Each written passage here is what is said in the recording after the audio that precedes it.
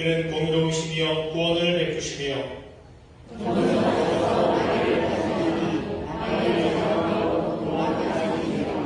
내가 에브라임의 병거와 예루살렘의 말을 끊겠고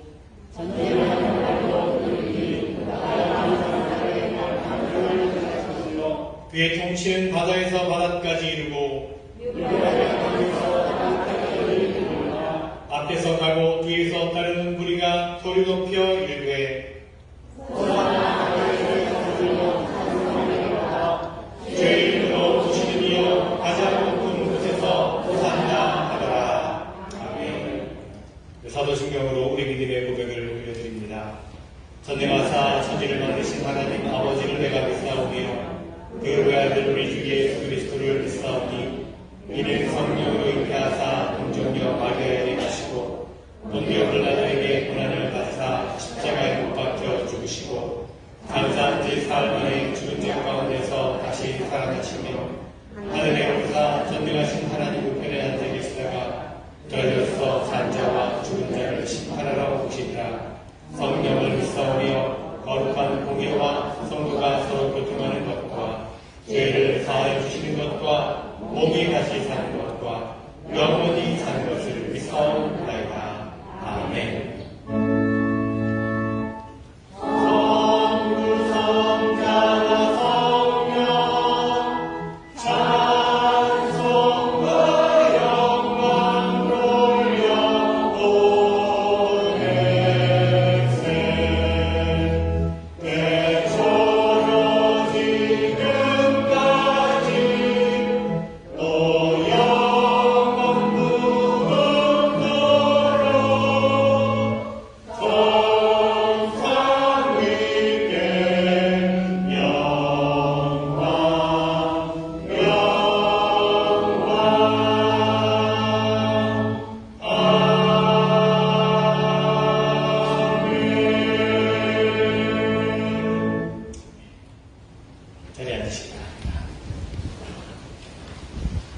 오늘도 거룩하고 복된 주님의 날에 예배에 자리에 나오시는 한 분 한 분을 주님의 이름으로 축복하고 환영하고 사랑합니다.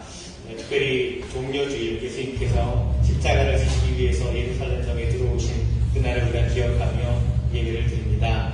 이 예배 가운데 정말 십자가의 그 사랑을 우리가 다시 한번 묵상하고 그 은혜를 다시 한번 깨닫는 예배가 되기를 원하고 하나님께서 부어주시는 은혜가 여러분 모두에게 충만한 그런 예배가 되기를 원합니다. 우리 가정에서 영상으로 예배 드리시는 분도 축복하고 환영합니다. 우리 한번 서로 인사하시겠습니다. 사랑합니다. 축복합니다.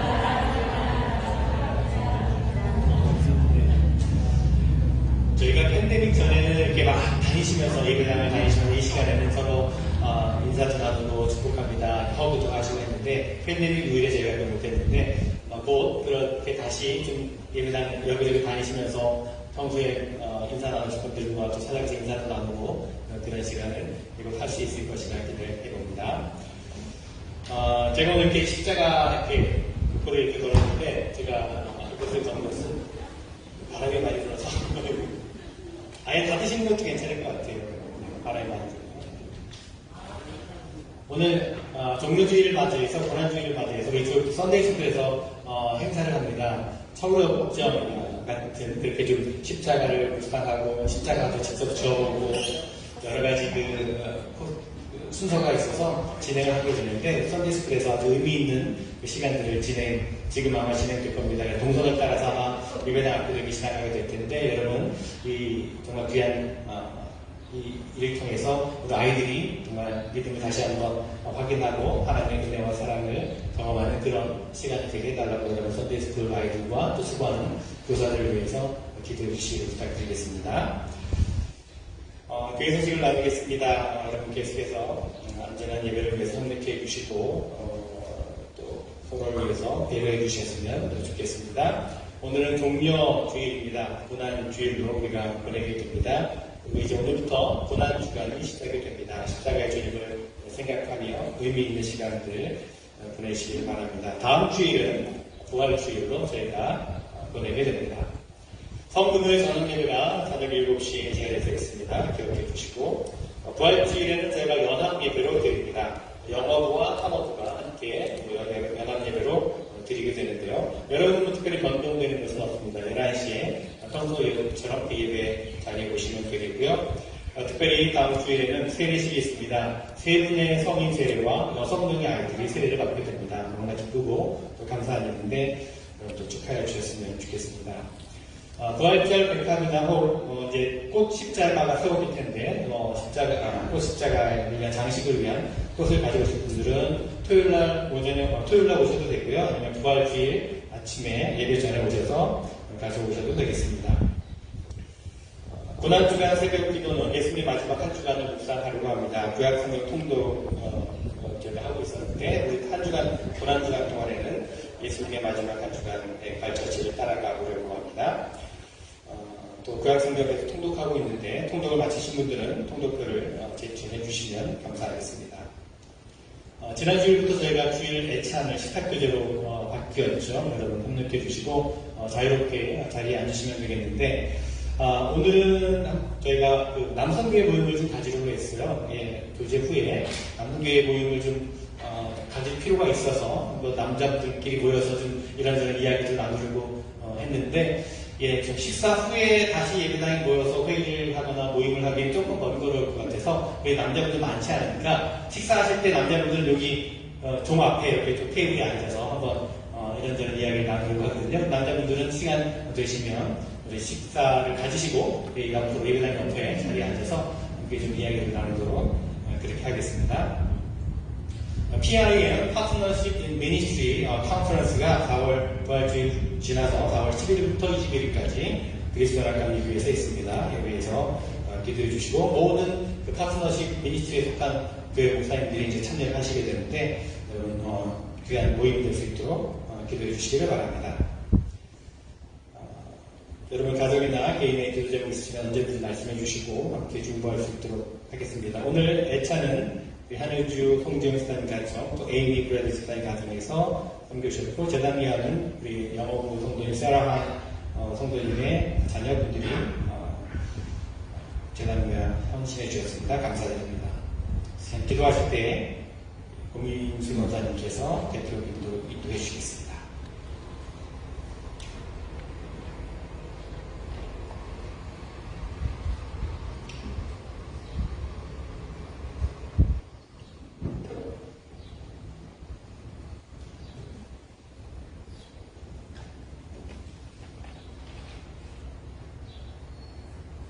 우리에게 구원을 베푸시며 놀라운 일을 이루시는 거룩한 하나님 아버지, 우리 가운데 역사하시는 그 능력으로 말미암아 뭔가 구한 것이나 생각하는 것에 더 넘치도록 능히 베푸시는 전능하신 하나님께 찬양과 경배와 감사를 드려옵나이다. 주님의 보호하심이 없이는 넘어지고 쓰러질 수밖에 없는 연약한 존재들이고 지나가는 삶 속에서 알게 모르게 죄인을 인하여 삶이 얼룩져버린 저희들이여 이 시간 우리의 허물과 죄를 주님 앞에 드려놓습니다. 연약함과 어리석음이 있는 불쌍한 저희를 용서하여 주시옵소서. 또한 믿음이 부족하여 우리의 삶 가운데서 주님의 뜻에 합당하지 못한 일이 있다면 사죄의 은총을 베풀어 주시고 날마다 주님과 동행하는 삶을 살아가길 원하는 우리 모두에게 주님의 품 안에서 평안을 누리며 살게 하여 주시옵소서. 이 시간 하나님께 믿음으로 나아갑니다. 저의 심령이 오직 주님께로 향하게 하시고 성령의 감동 담아가 넘치는 예배 시간 되게 하옵소서. 각 조선에서 함께 온라인으로 예배드리는 주의 백성들에게도 동일한 은혜를 더하여 주시옵소서. 하나님 아버지, 오늘은 4월 둘째 주일 종려주일입니다. 오늘 종려주일을 통하여 온 인류에게 평화를 주시기 위하여 2000년 전 예루살렘에 입성하시어 찬송과 영광을 받으시던 그 예수님을 바라보게 하심을 감사드립니다. 주님께서는 찬송과 존귀와 영광을 받으시기에 합당하신 분이시라 죄 많은 저희들을 사랑하시어 낙이 새끼를 타고 평화의 왕으로 임하시고 하셨습니다. 그러나 저희들은 주님을 고백하고 믿는다고 하면서도 형제들과 연합하지 못하고 자기의 주장만 내세우며 주님이 주인 되시는 평화로운 공동체를 만들지 못하였습니다. 이 시간 평화의 왕으로 오신 주님을 생각하며 자기의 허물과 부족함을 깨닫고 알아갈 수 있게 되기를 바라고 원하옵나이다. 초라한 나귀를 다시 베레사람으로 입성하신 주님, 우리도 나귀처럼 연약하지만 왕이신 예수님을 위해 기꺼이 자신을 내어드리기 원합니다. 여태까지 억지로 주의 일을 하거나 불평과 짜증을 일삼았다면 용서하여 주시옵소서. 주님을 모신 것이 기쁨이요 행복이 되게 하시고 주님께 쓰임 받을 수 있다는 사실로 감사하게 하소서. 사랑의 하나님 아버지, 가정의 여러 문제와 코로나로 인하여 경제적인 문제로 고민하여 힘겨워하는 성도들을 기억하시길 원합니다. 육신의 병으로 삶의 고통에 상처받은 한 영혼 각자 간과하는 모든 기도 제목에 응답하여 주시옵기를 간절히 원하옵나이다. 오늘도 교회를 위해, 예배를 위해 일찍부터 수고하고 헌신하는 많은 손길들이 있습니다. 주님께서 그 귀한 선민들을 기억하시고 하늘 아버지의 풍성함으로 갚아 주시옵소서. 우리 올리브교회를 위하여 기도합니다. 우리 교회가 사랑의 공동체가 되어 성령 안에서 사랑으로 하나 되고 겸손과 순종의 모습으로 주님의 선하신 뜻을 이루어가는 아름다운 교회로 부흥되기를 원하오며 하나님의 영광을 위하여 혼신의 사역을 다하시는 최종 김배선 목사님의 가정과 사역 위에 건강과 성령의 능력으로 가득 채워주시옵소서. 존귀하신 하나님, 저희 교회 찬양의 향기가 가득하게 하심을 감사드립니다. 수고하고 헌신하는 모든 찬양 자원들에게 큰 은혜로 채워주시옵소서. 또한 우리 교회가 주님과 함께 고민하며 기도하는 교회가 되게 하여 주시옵고 오직 주님만을 바라보며 십자가의 도를 향하는 믿음으로 주님을 따르는 삶이 되게 인도하여 주시옵소서. 길이요 진리요 생명이 되신 우리 주 예수 그리스도 이름으로 기도드립니다.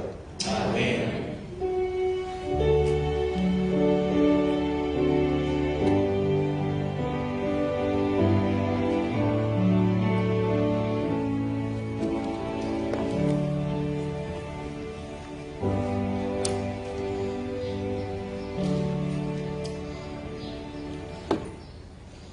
오늘 읽으시는 하나님의 말씀은 신약성경 누가복음 19장 28절부터 40절까지입니다. 누가복음 19장 28절로 40절까지 말씀. 하나님의 말씀을 읽겠습니다. 예수께서 이 말씀을 하시고 예루살렘을 향하여 앞서서 가시더라. 감람원이라 불리는 산 쪽에 있는 벳바게와 베다니에 가까이 가셨을 때에 제자 중 둘을 보내시며 이르시되 너희는 맞은편 마을로 가라. 그리로 들어가면 아직 아무도 타보지 않은 새끼 나귀가 매어 있는 것을 보리니 풀어 끌고 오라. 만일 누가 너희에게 어찌하여 푸느냐 묻거든 말하기를 주가 쓰시겠다 하라 하시매 보내심을 받은 자들이 가서 그 말씀하신 대로 만난지라. 나귀 새끼를 풀 때에 그 임자들이 이르되 어찌하여 나귀 새끼를 푸느냐 대답하되 주께서 쓰시겠다 하고 그것을 예수께로 끌고 와서 자기들의 옷을 나귀 새끼 위에 걸쳐놓고 예수를 태우니 가실 때에 그들이 자기의 겉옷을 길에 타더라. 이미 감람산 내리막길에 가까이 오심에 제자의 온 무리가 자기들이 본 바 모든 능한 일로 인하여 기뻐하며 큰 소리로 하나님을 찬양하여 이르되 찬송하리로다. 주의 이름으로 오시는 왕이여 하늘에는 평하여 가장 높은 곳에는 영광이로다 하니 우리 중 어떤 바리새인들이 말하되 선생이여 당신의 제자들을 책망하소서 하거늘 대답하여 이르시되 내가 너희에게 말하노니 만일 이 사람들이 침묵하면 돌들이 소리 지르리라 하시니라. 제가 성가대에 찬양하겠습니다.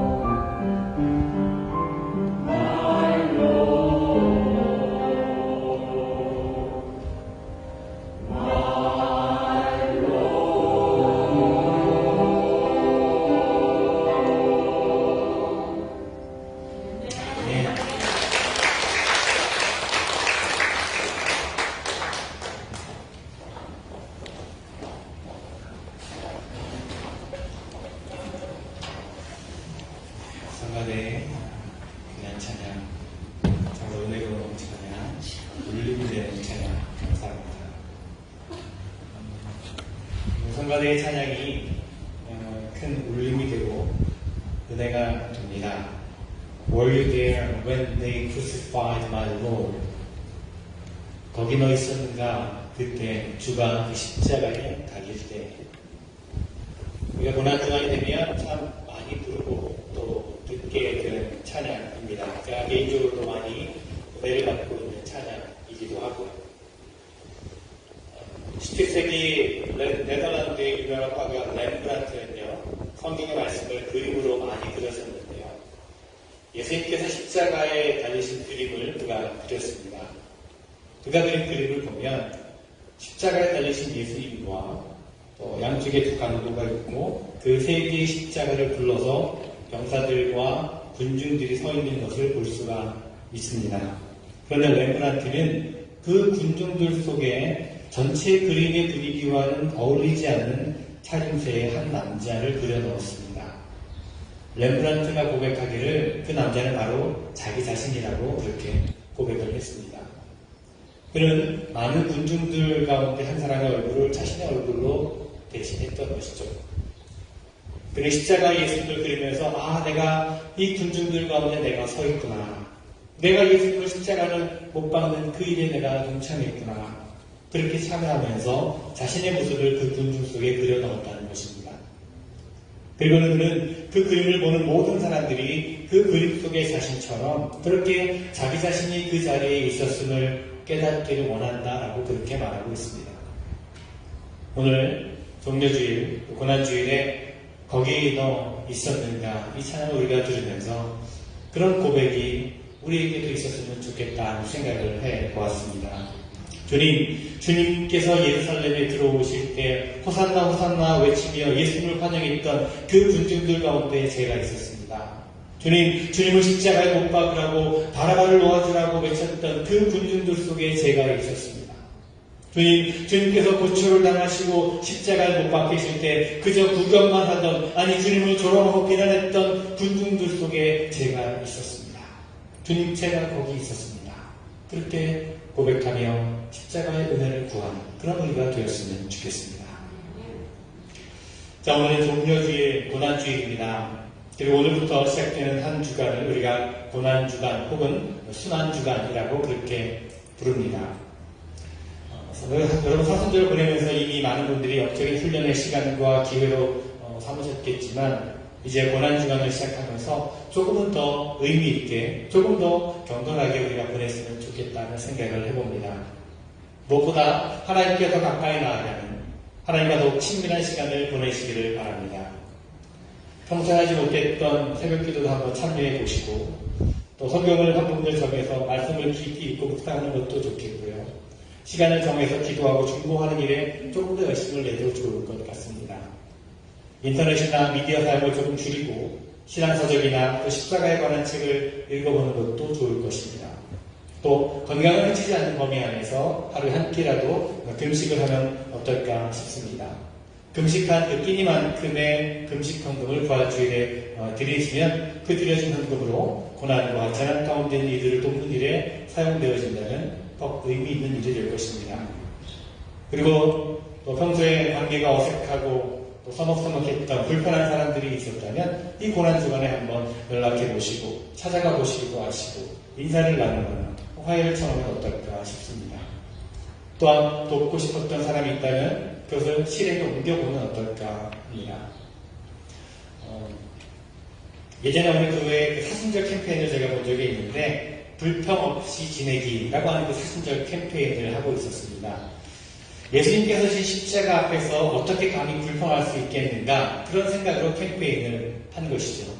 저희도 한번 해보면 어떨까 합니다. 이번 우리 한 주간만큼이라도 불평 없이 지내기, 우리 고난주간만큼이라도 불평 없이 지내기 한번 해보면 어떨까 싶습니다. 어떤 형편과 상황에서도 여러분 가정에서든지 일터에서든지 누구를 만나시든지 무엇을 하시든지 한 주간 동안에 한번 아무런 불평을 해보지 않는 그런 실천을 한번 해보면 어떨까 싶습니다. 한번 우리 해보면 좋겠습니다. 우리가 이렇게 지금까지 말씀드린 것들을 한번 우리가 실천해 봄으로써 실행해 봄으로써 이번 고난주간이 더욱더 의미 있게 보낼 수 있었으면 좋겠습니다. 그러면 부활의 기쁨이 더욱더 크게 우리에게 다가오게 될 줄로 믿습니다. 자, 오늘은 예수님께서 예루살렘에 입성하신 날을 기억하며 우리가 종려주일로 지킵니다. 그래서 그동안에 계속해서 묵상하고 나누어왔던 로마서의 말씀을 잠시 멈추고요. 예수님의 발걸음을 한번 따라가 보고자 합니다. 오늘 설교는 무엇보다 먼저 예수님께서 예루살렘에 입성하시는 그 과정을 다시 한번 구체적으로 설명을 해드리는 것이 필요하리라 생각을 합니다. 그리고 그 사건 속에 담겨진 의미를 한번 생각해보는 시간이 되었으면 좋겠습니다. 유대인들의 전통에 따르면요, 성인 남자들은요, 유대인 성인 남자들은 1년에 3번의 절기, 즉 초막절과 유월절과 오순절에 예루살렘 성전으로 올라가서 그 절기를 지켜야만 했습니다. 그래서 예수님께서도 1년에 3번 정도는 예루살렘에 방문하셨을 것입니다. 요한복음의 기록을 보면 이것을 뒷받침해 주고 있습니다. 예수님께서 몇 차례 예루살렘을 방문하신 것으로 기록되어 있습니다. 요한복음 7장에서는 예수님께서 형제들에게 알리지 않으시고 예루살렘에 올라가셨다라고 하는 그런 기록도 나옵니다. 이렇게 예수님께서 예루살렘에 수차례 올라가셨던 것은 사실이었을 것입니다. 그런데 오늘 말씀의 예루살렘 입성이 특별한 이유는 그 길이 절기를 지키러 가는 길이 아니라 십자가로 가는 길이기 때문입니다. 그래서 이번 예루살렘 방문에서는 여느 때와는 다르게 예수님께서 전혀 다른 모습으로 예루살렘에 들어가십니다. 6월절이 시작되는 첫날 아침에 예수님께서는 그 제자들과 일행들과 함께 예루살렘을 향해서 걸어가고 있었습니다. 그 당시 경건한 유대인들은요, 거룩한 성전이 있는 예루살렘으로 들어갈 때에는 걸어서 들어가는 것이 관례였다고 합니다. 예수님께서도 공생애 동안에 예루살렘에 들어갔을 때는 언제나 조용하게 걸어서 들어가셨을 것입니다. 그런데 오늘 말씀의 분위기는요, 사뭇 달라 보입니다.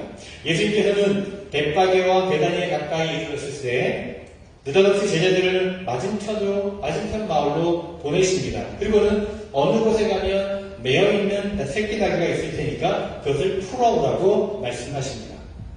만약 누가 무슨 말을 하면 주님께서 그것을 필요로 하십니다 라고 대답하라고 하셨습니다.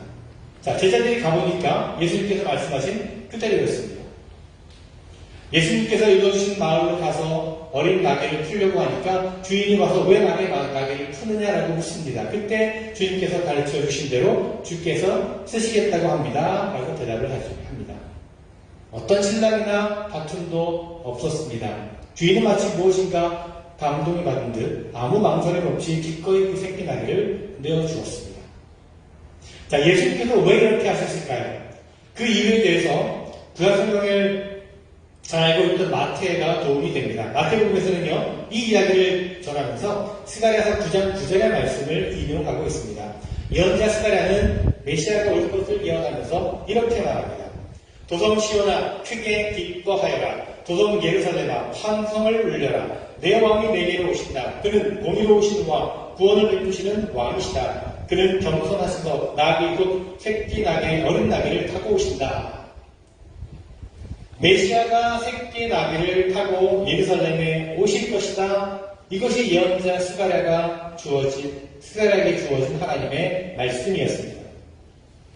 자, 메시아를 다른 말로 왕이라고 표현합니다. 왕이 나귀 새끼를 타고 온다? 여러분 한번 상상해 보시기 바랍니다. 그것이 왕의 위엄과 권위와 권력에 어울리는 모습입니까, 여러분? 전혀 어울리지 않는 모습이죠. 왕이 갑옷을 입고 검을 들고 나귀를 탄다, 새끼 나귀를 탄다 상상해 보십시오. 상상이 어울리지 않는 말입니다. 저는 말을 타본 적은 없는데요. 말을 탄 사람 앞에 제가 서본 적은 있습니다. 솔직히 말씀드리면 조금 깜짝 놀랐습니다. 상상 밖의 그런 경험이었습니다. 말을 탄 사람 앞에 이렇게 서면요, 그 상당히 위압감을 느끼게 됩니다. 그 기세에 눌려서 제 자신이 굉장히 초라하고 왜소하게 느껴집니다. 뭐랄까요, 아우라 같은 것이 느껴집니다. 말을 탄 사람에게는요, 위압감이 느껴진다는 것입니다. 하지만 나귀를 탄 왕이라, 그것도 새끼 나귀를 탄 왕을 한번 여러분 상상해 보십시오. 상상이 가십니까? 아마도 굉장히 우스꽝스러운 그런 모습일 것이 분명합니다.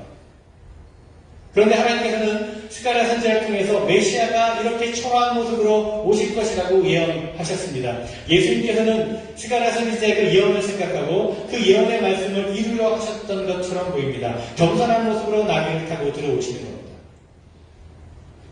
오늘 말씀에서 예수님은 그렇게 새끼 나귀를 타고 오십니다. 그리고 예수님을 따라왔던 많은 무리들과 또 주변에 있던 많은 사람들이 몰려들었습니다. 그 모여든 무리들은 예수님께서 나귀를 타고 예루살렘에 들어가는 것을 열렬하게 환영했습니다. 환호성을 불렀습니다. 그러나 그들은 왜 예수님께서 나귀를 타고 예루살렘으로 들어오시는지 그 의미를 알지 못했습니다. 군중들은, 무리들은 그저 막연한 기대로 예수님이 메시아이기를 바랬던 것 같습니다. 단지 자신들의 만족함을 채워줄 뿐으로 여겼던 것 같습니다. 이들은 지난 3년 동안에 예수님께서 행하신 그 기적들을 보고 놀랐기에 놀라운 기적들을 행하신 이분이 혹 우리를, 이스라엘을 로마의 압제에서 해방시켜 주실 메시아가 아닐까? 정치적인 왕이 되어 주실 분이 아닐까? 라고 하는 기대를 가지고 그곳에 몰려들었을 것입니다. 그렇게 자기들이 말한 대로 이루어지기를 원하면서 그들은 소리치며 외쳤던 것입니다. 마태복음에 따르면 누군가 예수님을 향해서 호산나 다윗의 자손께 라고 외쳤습니다. 다윗의 자손이라고 하는 말은요, 메시아를 뜻하는 독특한 표현입니다. 그리고 이어지는 구절에 따르면 무리들이 그렇게 외치는 소리에 예루살렘 성읍이 한바탕 소동이 일어났다라고 했습니다. 이분이 누구시길래 이렇게 요란한가? 라고 말하고 있습니다. 이런 광경을 보면서 비위가 흔들린 사람들이 있었죠. 누구였습니까? 바로 몇몇 바리새인들이었습니다. 그래서 예수님께 그들은 사람들에게 좀 조용하라고 꾸짖으십시오 라고 항의를 하기도 합니다. 이에 예수님께서 대답하시기를 만일 이 사람들이 잠잠하면 길바닥에 돌들이 일어나 소리를 지를 것이다 라고 말씀하십니다. 그렇습니다. 예수님께서는 이전에 조용히 예루살렘으로 걸어오셨던 모습과는 전혀 다른 모습으로 이번 마지막 예루살렘 입성은 이렇게 환호와 기쁨의 소리로 온 성읍이 소동이 날 정도로 요란하게 입성을 하신 것을 보게 됩니다. 저는요, 이 장면을 보면서 무슨 이유였을까? 그런 물음이 생겼습니다. 단순히 그 예언의 말씀을 이루기 위해서라는 대담 방법은 무언가 풀리지 않는 것이 있었습니다. 그래서 그 물음을 묵상하다가 생각나는 것이 마치 요란한 환송 행사 같은 생각이 들었습니다. 이 장면이 마치 환송 행사를 하는 것처럼 그렇게 보여졌다는 것입니다.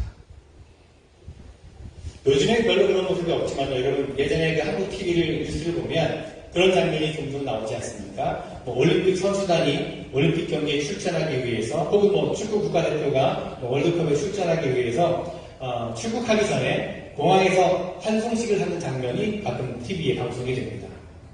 공항에서 출발하기 전에 아주 떠들썩하게 환송 행사를 치르는 것을 봅니다. 자, 왜 그렇게 하는 것입니까? 왜 그렇게 하는 거죠?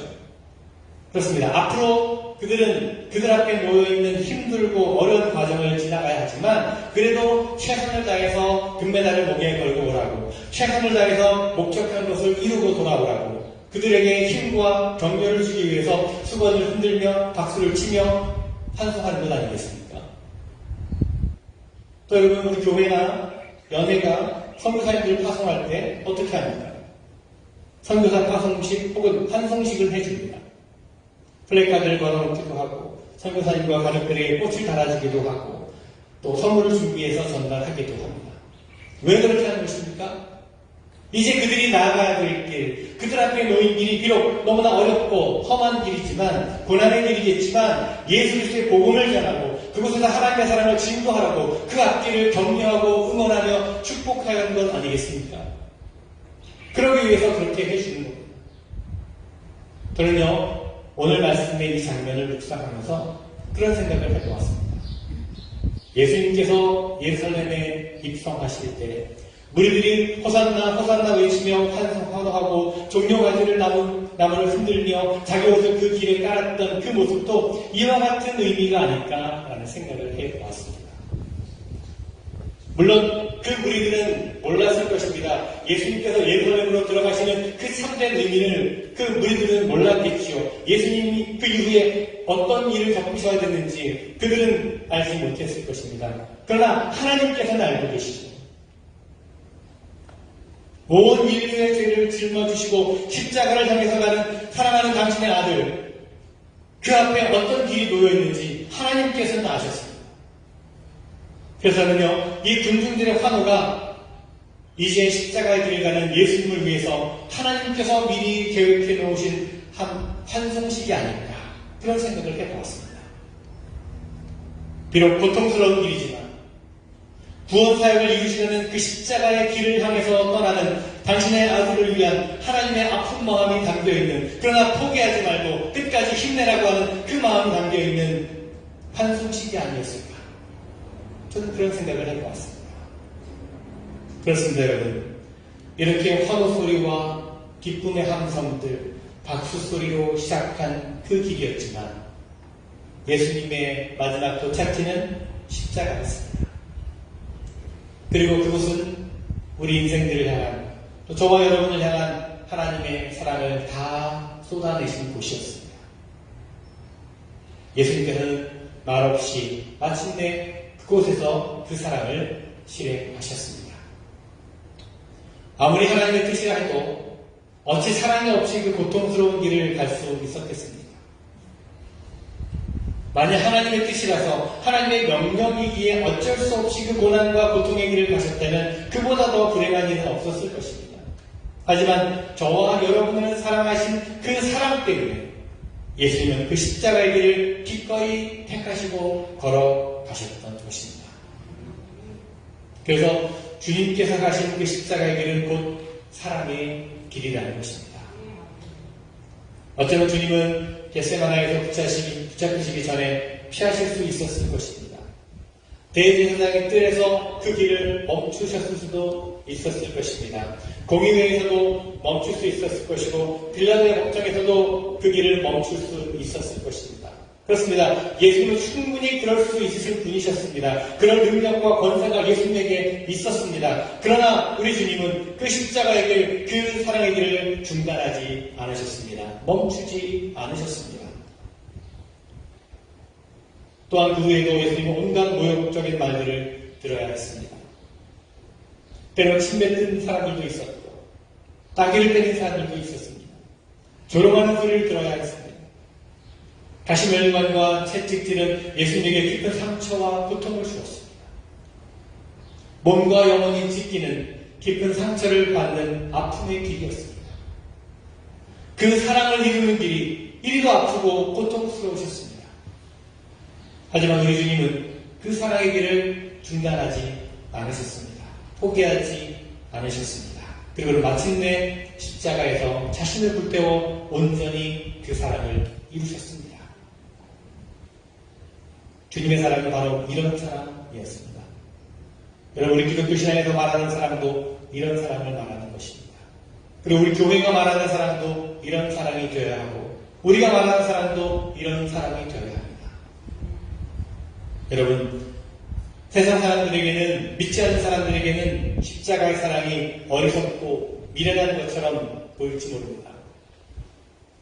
그들은 하나님의 신비로운 복음을 모르기 때문에 십자가의 사랑이 어리석게 보일 것입니다. 하지만 믿는 이들에게 그 십자가는 나를 구원하시려 당신을 내어주신 갚을 수 없는 사랑인 것입니다. 그 사랑 때문에 우리는 살았습니다. 그 사랑 때문에 우리가 구원함을 받았습니다. 그 사랑 때문에 우리는 하나님의 자녀가 되어 영원한 하나님의 나라를 상속받을 수 있게 되었습니다. 그리고 그 사랑 때문에 지금 우리가 살아가고 있지 않습니까? 그 사랑을 우리가 늘 깨닫고 고백하며 경험하기를 원합니다. 그 사랑 안에 살아가기를 간절히 바랍니다. 이제 그 사랑을 아는 저와 여러분들에게 주님께서 이렇게 말씀하십니다. 내가 너희를 사랑한 것 같이 너희도 서로 사랑하라. 내가 너희에게 한 것 같이 너희도 이렇게 하라고 내가 본을 보여준 것이다. 주님께서 말씀하십니다. 주님은 이제 저와 여러분에게 당신이 걸으셨던 그 십자가의 길, 그 사랑의 길과 같이 우리도 그 길을 걸으라고 우리를 부르십니다. 자신을 부인하고 자기에게 주어진 십자가를 지고 그 길을 따라오라고 부르십니다. 여러분 생각해 보십시오. 주님이 걸으셨던 십자가의 길, 주님이 우리를 사랑하셔서 주셨던 그 십자가에는요, 깊은 상처들이 남아있었습니다. 고통과 눈물이 남아있었습니다. 그렇습니다, 여러분. 사랑의 자리에는요, 늘 많은 상처와 아픔들이 있게 되는 것 같습니다. 그래서 우리는요, 그 상처를 피하고 싶어서 십자가의 길, 그 사랑의 길에 들어서는 것을 늘 망설이고 주저합니다. 그 상처를 받기 싫어서, 그 상처들이 두려워서 우리는 그 사랑의 길을 포기하고 싶어 합니다. 하지만 우리 주님은 그 상처를 피하지 않고 그 고통과 눈물을 두려워하지 않으셨습니다. 사도 요한은 고백합니다. 사랑에는 두려움이 없나니. 우리 주님은 정말 그러셨습니다. 두려워하지 않으셨습니다. 그리고는 우리에게도 그 사랑의 길을 걸으라고 말씀하십니다. 그 사랑의 길로 우리를 부르고 계십니다. 결코 쉬운 일이 아닙니다. 네, 맞습니다. 힘들고 어렵습니다. 나를 조롱하고 나를 비난하고 힘들게 하는 사람들, 나에게 상처를 주고 실망을 주는 사람들을 품어주고 주님처럼 잠잠하게 그 사랑을 이루어가는 것 굉장히 어렵습니다. 힘듭니다. 불가능할지도 모릅니다. 그러면서 그 십자가의 길을 피하지 말라고, 그 사랑의 길을 포기하지 말라고 지금도 주님께서 우리에게 말씀하십니다. 한국을 대표하는 철학자 신학인인 김영석 교수님이 백세를 사시면서 100년을 살아보니라고 하는 책을 쓰셨는데 그 책의 마지막 부분에 이런 말을 적었습니다. 사랑의 짐을 질 수 있는 그때가 참 행복했습니다.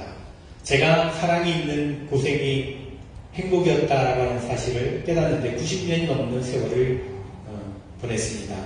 예, 우리도 그때는 정말 견디기 어려웠고 힘들었지만 그 사랑의 길이 오히려 행복이었다라고 말하게 되리라 믿습니다. 이제 우리는 주님의 부르심을 따라 다시 십자가의 길, 사랑의 길을 걸어가야 할 것입니다.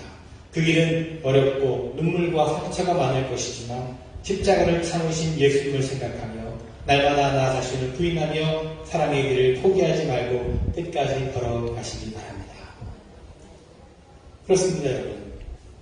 예수님을 바라보며 사랑의 길을 끝까지 포기하지 않는 그런 우리 모두가 되었으면 좋겠습니다. 오늘은 종려주일, 고난주일입니다. 예수님께서 예루살렘 성에 입성하실 때 무리들에 둘러싸여서 종려나무 가지를 흔들며 환호하며 함성과 박수를 보냈습니다. 주님은 십자가의 길, 그 모습으로 사랑의 길을 시작하셨습니다. 그와 마찬가지로 여러분, 저는 오늘 할 수만 있다면 주님의 뜻에 따라서 그 사랑의 길을 걷고자 다짐하시는 모든 분들을 축복하며 박수를 쳐드리고 싶습니다. 주님의 뜻에 따라서 십자가의 길, 그 사랑의 길을 걷고자 하는 여러분을 온 마음으로 축복하기를 원합니다. 비록 어렵고 힘들지만 최선 다해서 그 사랑을 실행하시라고, 때론 조롱과 비웃음과 상처도 있겠지만 끝까지 포기하지 마시고 하나님의 사랑을 이루시라고 제 자신과 여러분에게 파이팅하며 외치고 싶습니다. 여러분 파이팅! 힘내시기 바랍니다. 여러분도 한번 서로에게 그렇게 격려했으면 좋겠습니다. 파이팅! 힘내세요. 한번 여러분 옆에 있는 분과 인사합시다. 파이팅! 힘내십시오. 여러분, 우리 주님께서도 그 사랑의 길을 걸어가려고 결단한 우리 모두에게 박수 쳐주시고 응원해 주시고 축복해 주시리라 믿습니다. 제가 오늘 설교 시작하면서 거기 너 있습니까? 찬양에 대한 말씀을 나눴는데요. 주님께서 우리에게 이렇게 물어보실 것 같습니다. 내가 가는 십자가의 길, 그 사랑의 자리에 거기 너 있습니다. 그 부름에 우리가 부끄럽지 않는 그런 교회가 되었으면 좋겠습니다. 제가 또 설교 앞부분에 고난주간 캠페인 말씀을 드렸는데, 고난주간 동안 No complaint, 아무런 불편하지 않기를 한번 실천해보자고 했는데 한 가지 더 실천했으면 좋겠습니다. 이 고난주간 동안에 사랑을 실천했으면 좋겠습니다. 여러분, 우리가 하나님의 사랑을 실천하고 이루는 그곳, 그 십자가의 길은요, 그리 멀리 있는 것이 아닙니다. 바로 내 옆에 가족들, 내 우리 교우들, 직장 동료들, 또 우리가 맨날 매일 만나는 이웃들일 것입니다. 바로 그들을 향해서 오늘 다시 사랑의 길을 떠나고자 하시는 여러분 모두를 진심으로 축복합니다. 그리고 함께 파이팅 외쳐드리고 싶습니다. 예수님처럼 끝까지 그 길을, 그 사랑의 길을 포기하지 마시고 승리하시기를 간절히 주님의 이름으로 축원을 드립니다. 기도하겠습니다. 십자가의 길, 사랑의 길을 걸어가시고자 예루살렘으로 들어오시는 주님을 묵상합니다. 그 십자가의 길, 사랑의 길, 희생의 길을 걸어가심으로 우리가 생명을 얻고 구원을 얻게 되었음을 고백합니다. 주님께서 우리를 부르시는 십자가의 길, 그 사랑의 길에 우리도 기꺼이 나아가게 하여 주시옵소서.